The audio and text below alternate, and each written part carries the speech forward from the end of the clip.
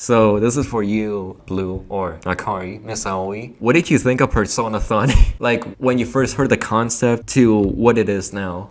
I thought it was interesting because the way that Minty presented it to me was essentially how it ended up being, but it was kind of fun to watch over time because he would tell me all the stuff that he was doing. I always got so excited when he figured something out. It was just really neat to watch it unfold. I mean, I know all you guys get to see is the final product, but it's kind of hard to see all of the stuff that goes into something like this because a lot really went into it, especially all of the efforts of Minty himself. Because he writes the scripts and I just talk, and I'll tell him as I'm recording if something looks off or something like that. That's my role in it. But this guy, he is up for 12 hours at a time editing. Like, he's a machine.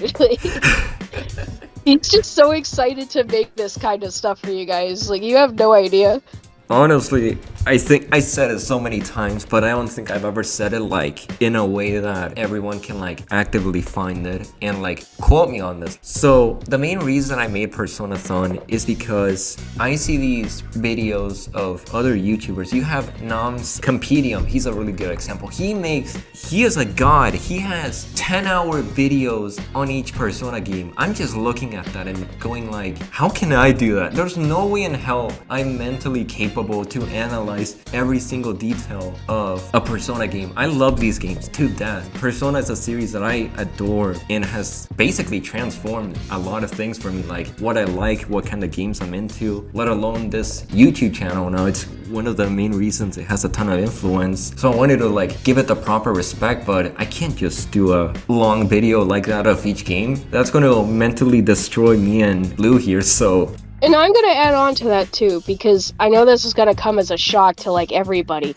I don't know anything about Persona. I'm not a huge like JRPG player or anything like that, and I had absolutely no idea anything about Persona except for, the few things that I've seen from other people. So the way that he explains it is acceptable to some totally clueless person like I am. Like, I know more about Persona than I ever did voicing this, because the way that he explained it was just so accessible. Yeah, that's honestly, if anything, that's probably a better direction to go, and just a bunch of reviews that are easy to understand. If anything, I'd consider Persona-thon a very good gateway for animes. I know that's a very controversial thing to say, because I know elitists are out there saying anime can only be Japanese. Shut up. No, I personally think anime is broad enough to be like its own thing, so it's pretty much its own broad genre. They all have subgenres and everything like that, but I think at this point anime is such a recognized style, people know what's up. What led you to create Akari? Oh god. Oh my goodness, dude, that's a funny story. I don't know if I'm allowed to say it, but to be legally safe, I'm gonna keep everyone anonymous. Because I'm gonna say this, it involves a lot of drama. You could say I kind of created Akari out of spite. This is true. It's a wild story. I'm not kidding about this.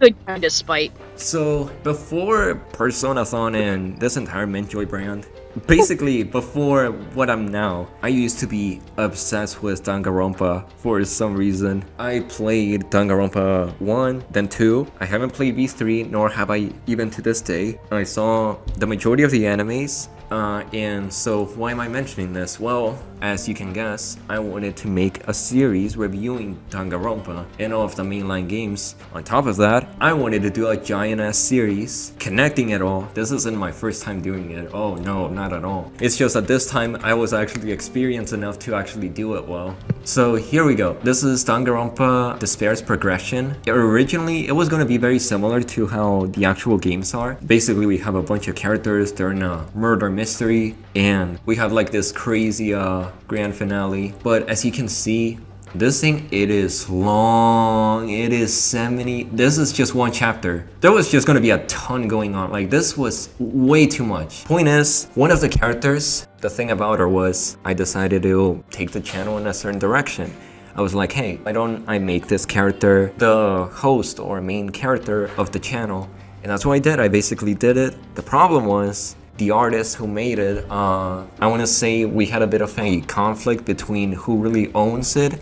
because I was a creator of this entire concept. I was the one who told the artist, hey, I just want you to help me make this art. Like, even though he made the character, she had made it for him. Yeah, keep that in mind. But once this person saw that I was using this character on the channel without their permission, they decided to call me out and actually send people to harass me for it. I decided to talk to them about it, like, listen, but they wanted to argue that because they designed it, they made it from the ground up, they had full ownership of it. So after a bit of arguing, we decided to come to a compromise. And this is so stupid. I basically have to pay like $100 for quote unquote a license to this character, and basically what that means, I'm able to use them, except I have to always credit the character, like, oh yeah, this character was made by the artist. I thought that was because if I'm paying $100, I want to have the full ass character. I'm not gonna pay some license. I decided to basically, I straight up drew her.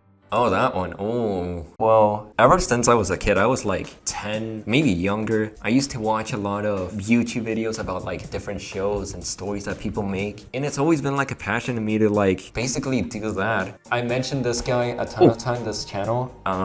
My very first channel, it was Thomas Awesome. That's a reference to the judge, by the way. So that's why he has a weird ass name. So I had no idea about that. That's great. But yeah, like that was my first ever attempt at doing YouTube. It was a jack of all trades. I'd done a lot of crazy stuff back in the day. Like, it's still popular, very popular now. But basically, this dude made like Lego stop motion animations. He was a god. He was amazing. I looked up to him, so I was like, I'll do that. Then I saw some plush videos from YouTubers like Luigi Fan. I think that was his name. Look, I was 12 years old when I made this channel, so the production values were god awful. I just grabbed the $20 camera I bought at Walmart. I started recording my Legos. I had a huge amount of them on my table. So you could see my hand just being like, oh yeah, they're like, so Thomas, he's fighting Mr. Red Guy and taking out the criminals, and he's going on his warp star. Dude, that's awesome. That's amazing. There was this one episode. Basically, Thomas had this friend who was a scientist, and the thing about it is his shit always goes wrong. So there was an episode, because I had a ton of Lego Emmets from the Lego movie sets. I decided, hey, what if we make an episode where Emmet just multiplies himself and causes havoc in Brick City? That was the name of the city.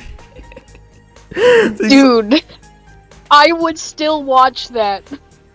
Bro, I honestly bet that aged like fine wine. It probably did. Yeah, that was sort of like what first started me to do YouTube. Ever since then, I fell in love with it. I did go on hiatus like on 2016 because school and stuff, but then in 2017, I decided to do Shinshin Lover, which the idea was, okay, we got this doge who, in this world, there's like other people around. He's just reviewing games, and also like he has Shin Ed, which is basically an educational series talking about history and chemistry. I know it sounds insane. I was thinking that's like the next big thing I was gonna make. Trust me, when I have an idea, I always think it's the next big thing, no matter how stupid it is. And then I just stopped doing YouTube in 2018 or so. A lot of people wanted me back around that time, to the point that one of my friends made the entire MintJoy channel. They were like, hey, I'll give you a YouTube channel, you do it, make some videos. I tried on 2020. 2020 MintJoy was very weird. Not a dark period, it's just that it really tried to find what it was trying to do. Like, you can tell the very first videos, I was gonna stick to TMS, then I was gonna do JRPGs, but then I uploaded the Valkyria Chronicles 2 is stupid video. That was me trying to be a shit poster or a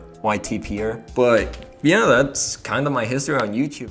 When I was looking at these reviews, I really didn't know what to do with it. So in my mind, the best thing I could possibly do was just make everything I wanted with this concept of Akari, Akane, because it's sort of been slowly creeping up to be like its own little thing, and it's really been a selling point for the channel. So I was like, you know what? I never seen any other YouTuber do it. Let's fully commit to making actual lore for the channel, and it's kind of amazing how it turned out. I would never expect it to turn out the way it is, with the 10 out of 10 voice acting, the beautiful artwork, and let alone having a fan base that is genuinely like supportive of these videos. So can't thank everyone enough for this. It's quite an honor to be here, really.